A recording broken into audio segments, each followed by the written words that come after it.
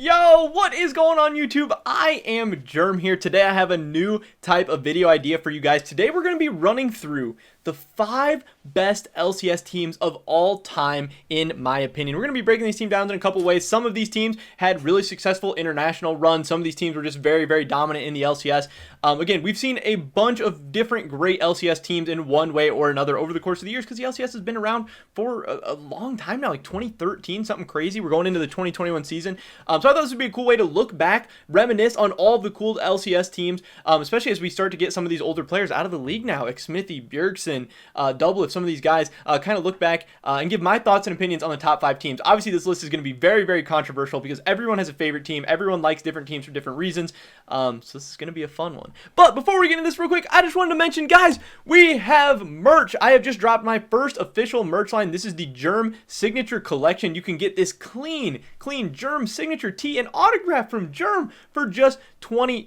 I'm going to be doing a very, very limited run. I'm trying this out for the very first time, so bear with me. I'm going to be trying to learn and everything through this process. You can get these Germ Signature tees in a couple of different colors. It's a very, very nice polyester shirt. It should be very, very high quality. It is an awesome way to support my channel. If you like what we do here, if you like my content, this would be awesome if you wanted to get something, and obviously you get a very, very nice piece of clothing in return as well. If this goes well, I am planning on reinvesting the profits into some more professional designs and stuff like that, continuing to grow this out. But I just want to get started kind of working this out. So again, if you want to support me, check out the first link in the description below. We'll have this Germ Signature Collection merch. It's just going to be up in the store for a couple of weeks, so just a couple of shirts. It's very, very limited quality. But yeah, if you guys order that, I would appreciate it a ton. With that being said, here we go. My top 5 LCS teams of all time. At number 5, I have 2018 Cloud9.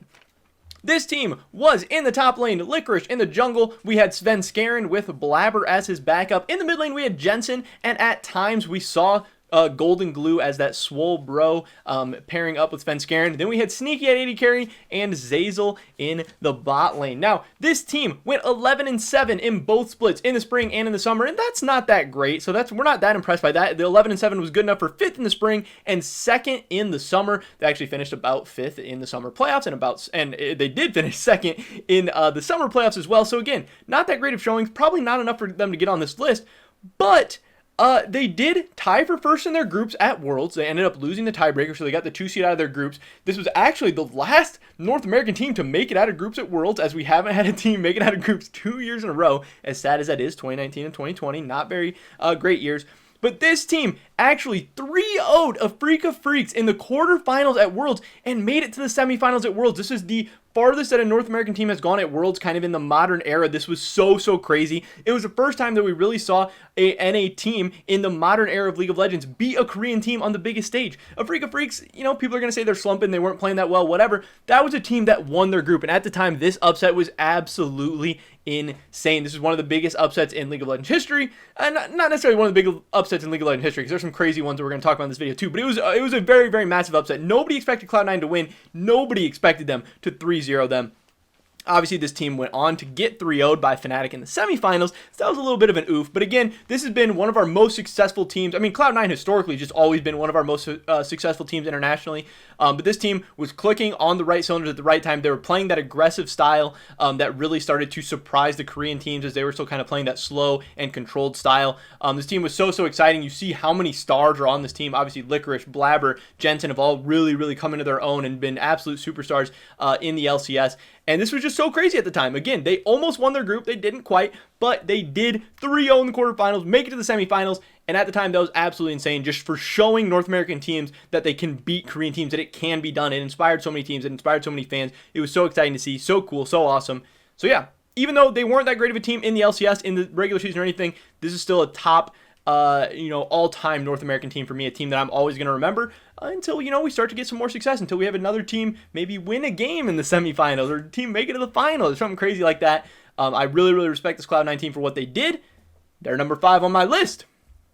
Number 4, we're sticking with Cloud9 once again. I have the 2020 Spring Split Cloud9 team. Now, this team was absolutely insane. They went 17-1. They looked about as dominant as any North American team has ever looked in the regular season, and they went on to win the championship. Cloud9's first trophy in what seems like forever, but that's where it ends. Obviously, COVID hits, coronavirus, pandemic, quarantine, all this stuff, MSI doesn't happen, and that is so disappointing for this team because they were clicking at all cylinders. They looked absolutely dominant. They lost 1 game in the regular season, 1 game in the playoffs, lost 2 games the whole spring split. They looked so insane. They looked like one of the best North American teams of all time. But for me, they're always going to be a big what if. They're always going to be a big question mark. What if they went to MSI? What would they have done? We'll never know, because then in the summer split, they started out just as dominant. They looked just as crazy, but then they fell off a cliff. They faltered out in the summer playoffs. They were not able to qualify for Worlds. They never got to play at an international event that year. Obviously, this was just last year. The 2020 Cloud9 team, one of the biggest what-ifs of all time. This lineup, Licorice, Blabber, Niski, Sven, Vulcan, a star-studded lineup. As you can see on the screen, they all finished in first place for the LCS All-Pro team in 2020. They were as dominant as a team that we've seen in the regular season. But unfortunately for them, that's where it ended. And that really does suck. I'm really disappointed. I know a ton of Cloud9 fans were disappointed at the time. Again, we can speculate how good this team would have done, how great they were. Maybe you can put them a little higher on your list just for what you think they would have done. But they didn't.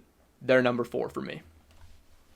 Next up, number 3 on the list is 2014 TSM. This is Dyrus, Amazing, Bjergsen in the mid lane, Wild Turtle, and Lust Boy. This team, I think, is a really underrated one that kind of gets lost in the history of things. This team, they went 4-2 at Worlds. They got second place in their group, and unfortunately for them, the team that won their group was Starhorn Royal Club, and they ended up getting second place at Worlds. So they had a pretty tough group. Yes, they did drop 2 games, and they got second in their group. They weren't able to win their group, but in the knockout stage in the first round, obviously since they were 2 seed, they had to go up against a number 1 seed. They faced off against Samsung White, and if you know Samsung White, they are one of the best teams in League of Legends history. They looked so dominant in the LCK. They looked so dominant at Worlds. Obviously, we have the Samsung White skins now in the game, which are very clean, very sick. And this team was absolutely insane. And TSM took a game off of them. I believe Samsung White only lost 2 games at Worlds that year. One was to TSM in the quarterfinals, and the other one was to Starhorn Royal Club in the finals, the other team that was in TSM's group. I think this 2014 TSM team, if they could have had a different group, perhaps they would have been able to be a 1 seed, maybe they would have made a semifinals, maybe even been able to make it to a finals in the right scenario, and if they would have had a different quarterfinals draw, not Samsung White, I'm sure they would have matched up very well against every single other number 1 seed except Samsung White. Because again, we saw Starhorn Royal Club just kind of steamroll through the rest of the competition as well. This 2014 TSM team is a very great one. And yeah, they're one of the better performing teams at World so far. Obviously, they did make it to quarterfinals. They took a game off the eventual champion. Even though they didn't make it to a semis or anything, I think this team is very underrated. I think they had a very tough draw, but they still performed very admirably for the things they had. Yeah, number 3 for me is this 2014 TSM team. At number 2, I have 2019 Team Liquid. Now, this team did some crazy things. I'm talking about Spring Split more specifically here. This team went 14-4 in the regular season, which is pretty dominant, pretty insane. This is a star-studded lineup. Impact, X-Smithy, Jensen, Doublelift, Core JJ, just crazy. They have just some of the best players in LCS history at every single position on this team. Like when you think about Doublelift might be the best AD carry of all time, X-Smithy might be the best jungler of all time, Impact is up there as far as top laner go, Core JJ probably the best LCS support in history, Jensen is top 2 or 3 depending on who you ask. This team was crazy. It was absolutely star-studded. It was so exciting. This was paid by Steve. They spent the money to go get the best team. And yeah, they dominated the LCS. They went 14-4. They got first place. They won in the playoffs. And they went to MSI where things were a little bit rocky. They didn't do amazing right off the bat. But then in the knockout stage, this team beat Invictus Gaming, who was the 2018 World Champions. I'm talking about the Shy rookie. This team was insane. This team was loaded. And Cloud9 3-0'd them to make it to the MSI finals. I mean, this is in the modern era of League of Legends, this is one of the only teams that has been able to make it to the finals of an international tournament from North America, and this team was so good. Again, they dominated the LCS, they went internationally, and they pulled off an insane upset. That was actually one of the biggest upsets in League of Legends history. That absolutely shocked people. Now, in the finals, they got a little bit of a reality check. Obviously, they lost to G2 in one of the stompiest series of all time, but G2 was also a crazy team at that time. This team was huge for the LCS. It got fans so excited. Unfortunately, 2019 Worlds wasn't so great to Team Liquid. They weren't able to reproduce the success that they found at MSI, But for a short while, this 2019 LCS Team Liquid team was amazing. Obviously, making it to the finals of MSI is so crazy, especially for an LCS team. Being able to perform at an international tournament, this team was so fun to watch. This team had a ton of fans. They're number 2 for me. And number 1, you guys knew it was coming. Number 1 is 2016 TSM Hauntzer, Svenskeren, Bjergsen, and Doublelift coming together. The two North American GOATs. We have Biofrost in support. This team was absolutely insane. In summer, they went 17-1 in their series. In the playoffs, they dropped just one game. Obviously, 17-1 is the best regular season record we've ever seen in North America. Some other teams have tied that, like Immortals and Cloud9, I believe. But they just dropped a game in the playoffs as well, so they were just as dominant as any other team has ever been in the regular season. And at Worlds, this team, they didn't show up all the way. Obviously, they were a little bit of a what if story as well, but again, they had a tough draw. They had Royal Never Give Up, and they had Samsung, and this team was so close to making out of groups. And if they did, I think they could have done some damage in the group stage, because obviously, again, RNG was a very good team at the time. Samsung Galaxy was a very good team at the time.